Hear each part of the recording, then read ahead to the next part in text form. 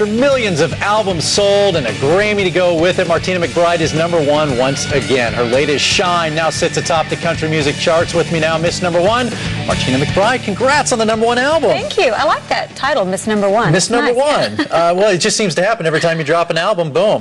Oh, it's phenomenal. 10th album, by the way.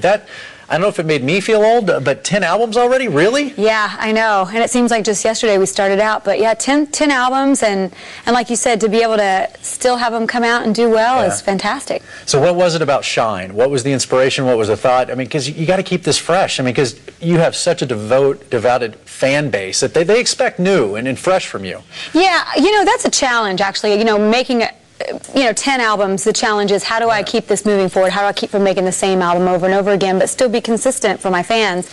So we tackled that this time, and I hired a new producer who I worked with, and just I'm so excited about this album. It's really kind of re-energized me. Because at the same time, you know, Martina McBride doesn't want to come out with a hip-hop album. Like, you don't want to just be like that crazy, but you got to change it up. I would buy that, by the way. That would be a little crazy, yeah. My fans might be Martina and 50 Cent. Yeah.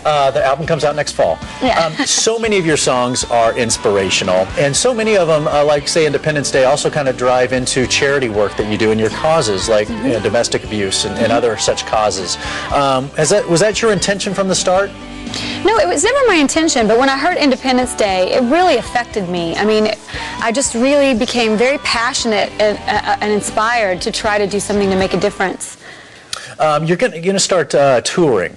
You start over in the UK and Ireland. Wondering what it's like taking a country act across the pond. How is it received? How different is it?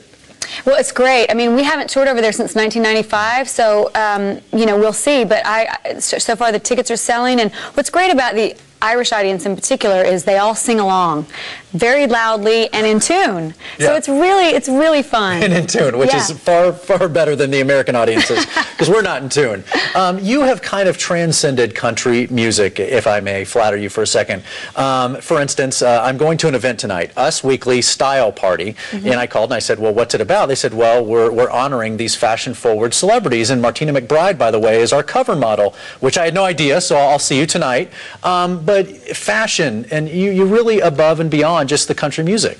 Well, you know, I think country music is becoming more mainstream, you know, and so country music celebrities are in fashion magazines and right next to everyone else. So I think it's been a natural progression. But yeah, I love fashion, so this is exciting for me. I won't bother you tonight. Don't worry about it. No, you can bother me. Also, if you didn't fear me enough as far as stalking you, I found you on Twitter today. I tried an experiment.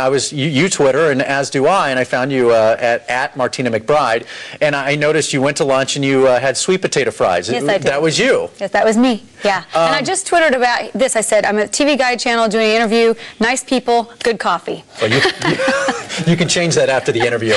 No. And so one of my Twitterers wanted me to ask you a question. So this is the first maybe ever Twitter interview. If you dipped your sweet potato fries in the sweet apple butter sauce, because they said that's good. No, I didn't have sweet apple butter sauce. So that was I missed out. All right. I had ketchup. I'm following you on Twitter now, by the way. Okay. You're one of my friends. I don't know if that's how that works. But that's kind of a fun thing. Like with all this stuff, I noticed you blog on your website, the Twitter. You get to actually interact with your fans. It's kind of a whole new thing. It is a whole new thing, and it's a lot of fun because it is a way to keep in touch with your fans. And you know, it's fun to just write little this and that and kind of keep them up with what you're doing in your daily life, and it's really fun. Yeah.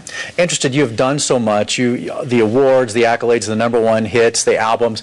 Is there somebody that you'd really like to work with that you haven't?